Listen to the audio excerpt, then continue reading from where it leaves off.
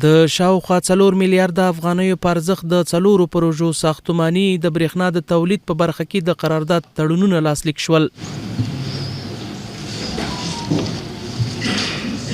د ریاست الوزرا اقتصادي مرستیال ملا عبدالغني برادر پښتون کې د مالی اوبو او انرژي وزارتونو د افغانستان د برېښنا شرکتو خصوصي سکتور ترمنځ د شاوخوا 4 میلیارډ افغانیو په ارزښت د برېښنا د تولید او ساختماني پروژو تړونونه لاسلیک شول.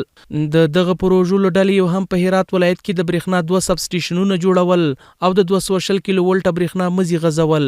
د کابل او هلمند ښار کې د سوداګریز مرکز او استوګنې اپارتمانونو جوړول شامل دي. د دغه پروژو له ډلې یو د کابل سروبي ولسوالۍ کې د ترکي شرکت له لوري د 18 میلیونه ډالرو په ارزښت د 22 میگا واټه برېښنا د ظرفیت په درلودلو سره د لمریزې برېښنا سټیشن جوړیږي. د خصوصي پانګوال لخوا د کابل سروبي ولسوالۍ نغلو سیمه کې د 22 میگا واټ په ظرفیت د لمریز برېښنا تولید دستګاه جوړیدل. دغه پروژه د وویا ترکی ساختماني شرکت او زولرستان افغاني شرکت له لوري د 18 میلیون ډالرو په پانګونې جوړیږي.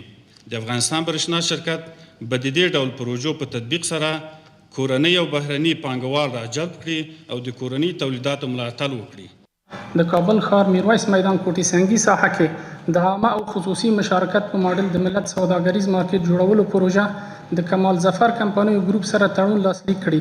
یاد مارکیټ 323.8 میلیون افغانۍ پانګونې په 1206 متره مربع ځمکه کې په 14 پوړونو کې جوړیږي.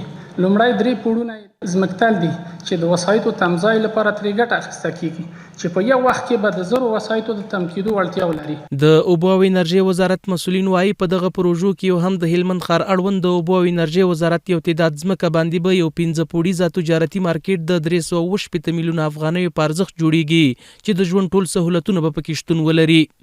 یو مجهز مارکیټ موږ جوړ کړو چې د ژوند ټول اسانتیاو ته لاسرسی څوک ولري او دا به ښه په مډرن او نوي انداز کې جوړیږي. نو موږ د 380 میلیون افغانۍ په ارزښت باندې سدیال سرمایه گذاري کوي. موږ موافقیت ورسره ورسېدلو. 15 پوړیزه ودانۍ به جوړیږي چې په اول پړۍ کې به ډاکټر صاحبانو، په دومه کې بیا دواخانې، درېیمه کې به بیا دکانونه یي او بیا مارکیټونه یي، حتی د استوګنې کورونه به هم یي. د دې ګټه او مفاد دا راځي چې تقریبا 18 کاله به په دې موده کې دغه شرکت دغه ملکیت په لدی سره یي چې کله جوړ شي په هغه کې به 40 سلنه عواید بیا د امارت د دولت وي.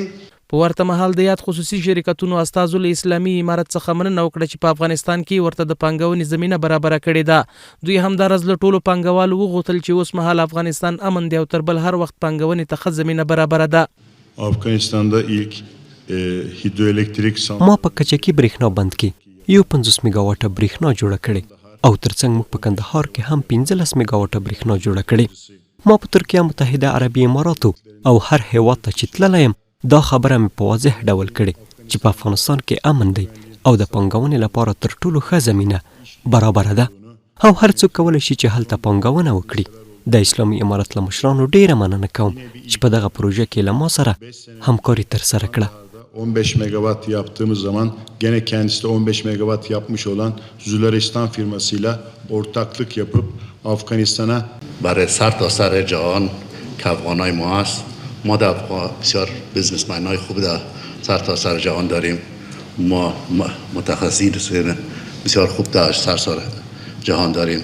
ما میخوایم که امروز اونا ببینن که اینجا یک پلتفرم بسیار خوب است برای اینوست و کار. بیاین کلتان، ما از کلگی دعوت میکنم که ما بیاین اینجا. دا په داسې حال کې د چې له دې وړاندې هم د ریاست الوزرا اقتصادي مرستیال ملا عبدالغني برادر له افغان انویسټ شرکت سره د 14 میلیونه ډالرو په ارزښت د برېښنا شرکت د 2 پروژو د پاتې کارونو د بشپړېدو قرارداد لاسلیک کړ.